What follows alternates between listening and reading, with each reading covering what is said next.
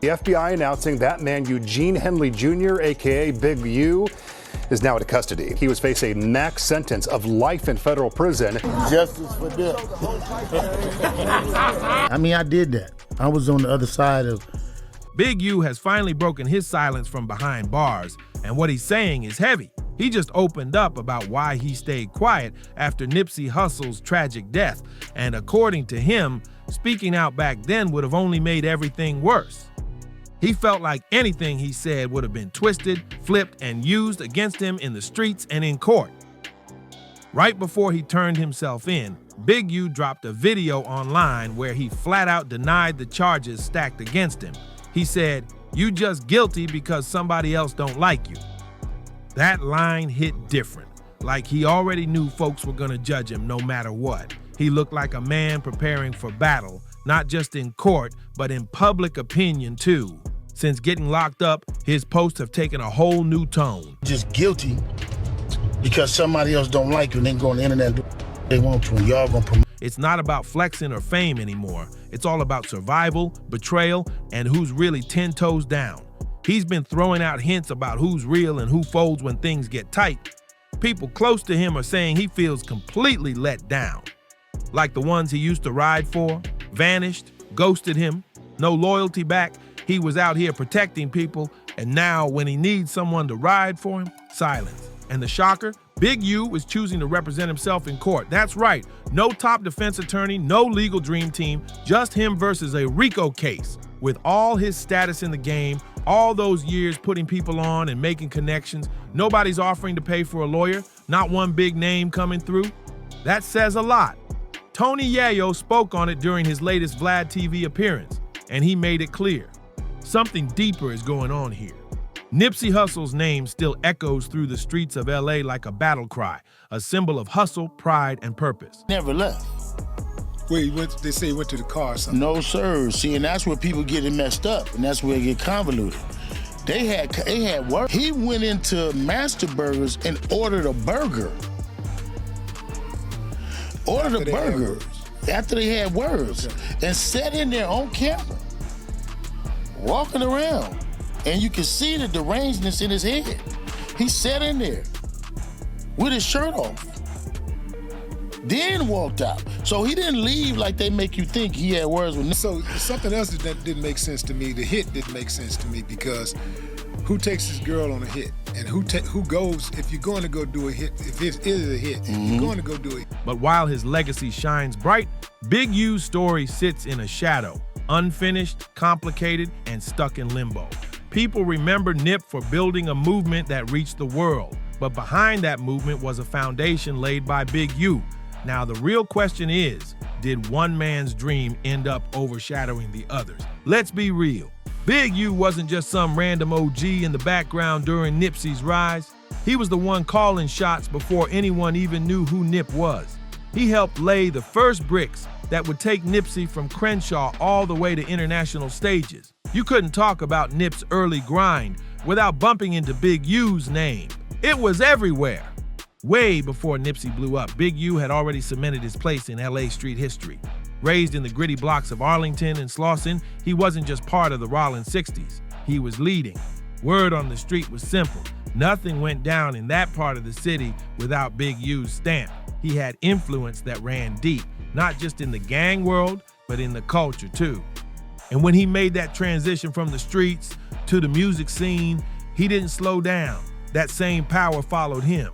He used it to open doors that nobody else could. Back in 2009, Nipsey signed a 10-year deal under Big U's guidance. That was Nip's first real shot in the game. At that time, Big U wasn't just a mentor. He held the keys to the industry for Nip. But as Nipsey's career started skyrocketing, things didn't stay smooth. Nipsey wanted to be his own boss, make his own calls, and that started clashing with how Big U operated. It bothers me the most when people say he got killed by one of his own homeboys. Right. Well, at some point, he wasn't his homeboy. Right. Because he's like, you ain't supposed to be here. Right. If you fire somebody from Drink Champs, Right. and then pull back up to Drink Champs while y'all filming, you're going to be like, wasn't that a disgruntled employee? Right. That means he wasn't the homeboy. Right. Like, so they need to dead that. The deal had Nip locked in, and people close to the situation said things behind the scenes got messy. And this wasn't just about business contracts, this hit deep. It got personal. Nipsey had bigger visions. He wasn't just trying to rap, he was trying to build generational wealth, invest in tech, create businesses, and pour back into the community. But Big U had his own blueprint, his own way of doing things. That creative tension, it started pulling them in two different directions. What started as a brotherhood slowly turned into a silent rivalry, and it left scars neither one could fully erase. Big U always had his own way of handling things, and in a city like Los Angeles, that kind of approach can come with serious consequences. Wait, what you waiting on though? You don't know what you waiting on though. What you waiting on? You got to tell us what you waiting on. Justice for them.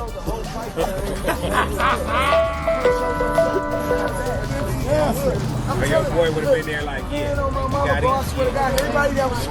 You did.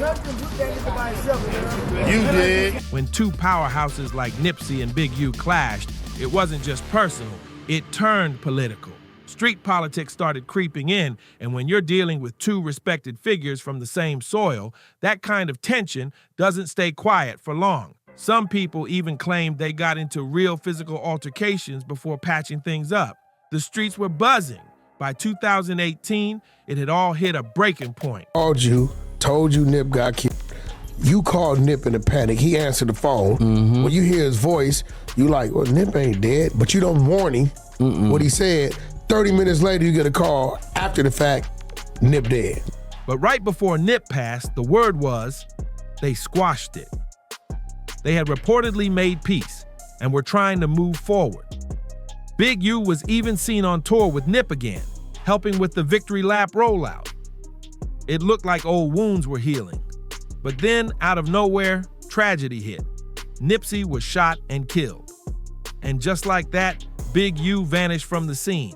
He went ghost. For someone who once had the loudest voice in LA's street and music culture, that kind of silence was loud in itself. People were shocked. How does a man that visible, that vocal, just disappear after something so massive? The timing was too strange for some to ignore. The truth is, by then, the feds were already circling LA's gang world. Nipsey's death didn't just break hearts, it cracked the whole system wide open. The pressure from law enforcement hit a new high, saying the wrong thing in public could have ended careers, reputations, even lives. And that's when people started to think maybe Big U wasn't grieving in silence. Maybe he was moving smart, real smart. The theory? Big U was playing chess, not checkers. He knew the heat was on, and going quiet might have been his way of staying one step ahead. His name was already being whispered in circles, and one wrong interview, one careless post could have pulled him deeper into a legal storm. But here's where it gets even deeper. In the streets, silence don't always mean fear. It can mean you're watching, calculating. And when Big U stepped back, some of the people around him started switching up. Former allies started distancing themselves. Old relationships turned cold. In that kind of environment, silence isn't weakness. It might be survival. People like Wack 100 and other big names from LA's hip-hop scene started backing away from Big U, and fast. In a world where loyalty in public is everything, his sudden silence made the whole situation look shady. Big U going ghost while others stayed quiet or flat out flipped. It didn't sit right with folks. It started to feel less like mourning and more like maybe he was hiding something. The street started whispering. And you know how quick people are to switch up when things look suspicious. But hold up, there's another angle that's just as real. Survival, straight up self-preservation. In street politics, especially when the feds are already lurking and bodies are dropping, keeping quiet becomes a whole strategy. One wrong word could get you lined up. One reckless interview could get you or your people caught up. Big U knew the game. He'd been playing it for decades. And in that moment, silence might have been the only move that kept him from losing everything. At one point, Big U was winning, heavy. He wasn't just known in the streets, he was making real corporate moves. He had a $3 million deal with Adidas in the pipeline, city leaders were shaking his hand, and community programs had his name all over them. He went from the block to the boardroom, with folks respecting him on both sides. That kind of crossover is rare, and he pulled it off. But then Nipsey got killed, and everything shifted. The energy around Big U flipped overnight. That Adidas deal, quietly gone, vanished. The same people who used to ride for him, now they were backing away, slow and cold. Some stayed silent. Others started publicly questioning his role and past moves. It was like the whole community hit pause on him. The neighborhoods that once shouted him out for his outreach work started giving him side eyes. Respect turned to suspicion, and it wasn't just people in the streets acting different. The feds came knocking too, hard. Once Nipsey's murder hit the national spotlight, law enforcement circled back on everything they thought they knew. Every old connection, every past deal, every name tied to that part of LA. With the streets turning cold and the corporate doors slowly closing, Big U found himself in no man's land. Once a gatekeeper in LA's hip-hop scene and a power player in the city's underground politics, now he was moving in silence, isolated with whispers chasing his every step. People started wondering if he was being blackballed or if he was just laying low, waiting for the storm to pass. Behind closed doors, the moves didn't stop. Word is Big U was still pulling strings, but on the low, ties with certain city officials stayed intact, and some say he was helping squash beefs quietly to keep LA from boiling over. But even then, the trust wasn't the same. Too many people had questions. Too many old friends weren't picking up the phone. And while Big U was trying to hold it together, the pressure kept building. Then came the RICO rumors. Quiet at first, then louder. Whispers that the feds weren't just looking at the streets anymore. They were digging into old deals, past alliances, and every name linked to violence, power, and influence in LA. Big U's name was showing up in too many conversations. That's when things really started to crack. The same people who once feared him started getting brave, talking reckless online, throwing shade, hinting at dirt without dropping names. Social media lit up with cryptic messages and half-truths. Former associates who once stood beside him were now tossing indirects, fueling speculation. No one said it straight, but everyone was saying something. And through all that noise, Big U said nothing. The RICO investigation started heating up fast, and Big U's name just kept coming up. This wasn't just whispers in the streets anymore. It was full-blown federal heat, organized crime, extortion, conspiracy, and worse. The feds came in, heavy stacking charges that read like a movie script. Now Big U is facing some of the biggest accusations in the game. We're talking RICO, extortion, even alleged involvement in human trafficking type operations, serious time if convicted. The feds aren't playing. They're calling him the mastermind behind a mafia-style empire. And they're not just focused on street activity. They're digging into everything: nonprofits, music deals, community grants, even city contracts. The narrative being pushed that Big U wasn't just running blocks, he was allegedly using legit businesses as fronts to move under-the-table power plays. That eerie silence after Nipsey's death? Yeah, now it's looking way deeper than grief. The timing, the distance, the ghosting is starting to seem strategic. Because in a RICO case, every word can be twisted, every phone call, every social post, every old relationship becomes evidence. And if the feds believe you're the architect behind the scenes, one wrong move could crash the whole system down on your head. But here's where things really get wild. Eric Holder was officially convicted for Nipsey's murder. That's public record. The case was closed, at least on paper. But even with a shooter locked up, the feds never stopped watching Big U. Never. Why? Because this was never just about the gunman. It was about the ecosystem, the connections, the alliances, the money, the power. The question the feds keep circling back to is simple. What else was happening behind Nipsey's rise and fall? As the RICO case circles tighter around Big U, the streets are split. Some still salute him as a legend, while others are keeping their distance like he's radioactive. Every day, the whispers get louder. The kind of whispers that can flip loyalty into fear. And now, with the feds putting pressure on everyone connected to his name, It feels like the walls are closing in. People in the city say agents been pulling up on folks, revisiting old beefs, reopening sealed files, and asking the kind of questions that make people sweat. It's not just about Big U anymore.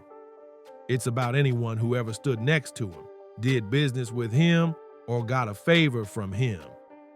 His name is turning into a liability for some and a gold mine for others who are ready to flip to save themselves. Behind the scenes, it's messy, real messy. Some of Big U's old allies are now cooperating, quiet meetings, mysterious court appearances, deals being cut in back rooms, and in the middle of all that, Big U is still choosing silence, not a single interview, no social media rants, no attempts to clear his name. That kind of silence, it's either confidence or calculation. Meanwhile, the streets are watching every move. Some say he's holding out because he knows too much. Names, locations, money trails. Others think he's buying time, waiting for someone else to slip up and take the spotlight off him. But the feds, they're building something big. They're not rushing. They're stacking evidence, collecting statements, and slowly connecting the dots. And if Big U really is the top of the pyramid like they're claiming, then they're coming for everything. The scary part? No one really knows what's coming next. Is Big U about to beat the odds and walk free? Or is this the final chapter of one of LA's most powerful street figures? The influence, the power plays, the money, and the silence. That's what's keeping Big U in the spotlight, even from behind bars. He wasn't just some figure watching from the sidelines. He was too close to Nipsey, way too close for the feds to let it slide. His connections, his influence, the way he moved in and out of circles with both city officials and street legends, it's got the feds watching every single step. Some people claim Big U tried to warn Nipsey. Others say he didn't warn Nip, but warned someone else. But here's the thing. There's no proof, no texts, no wiretaps, no real receipts. Just rumor after rumor, echoing louder because of one thing, silence. That silence has become its own kind of message. And on social media, silence gets twisted, flipped, and turned into facts. People start connecting dots that were never even on the same page. Still, to this day, there's no public evidence directly linking Big U to Nipsey's murder. But let's be real. The court of public opinion doesn't wait on trials. It runs off emotion, headlines, and what feels true. And when the feds are breathing down your neck while your own community starts pulling back, that silence starts sounding like a confession, even if it ain't. That's what makes all this so dangerous, because sometimes it's not about what you say, it's about what you don't. Big U's latest messages from jail, they're hinting that speaking out back then would have sparked something massive. Not just heat on him, but heat on the whole city, maybe even blood in the streets. That's why he stayed quiet. But now, that silence is starting to speak louder than anything he's ever said. This story's still unfolding, and you already know we're gonna keep digging deeper. So if you're rocking with the content, make sure to hit that like button, drop a comment with your thoughts, and subscribe to stay locked in for all the twists and turns. We got more coming, and trust, it only gets wilder from here. Catch you on the next one.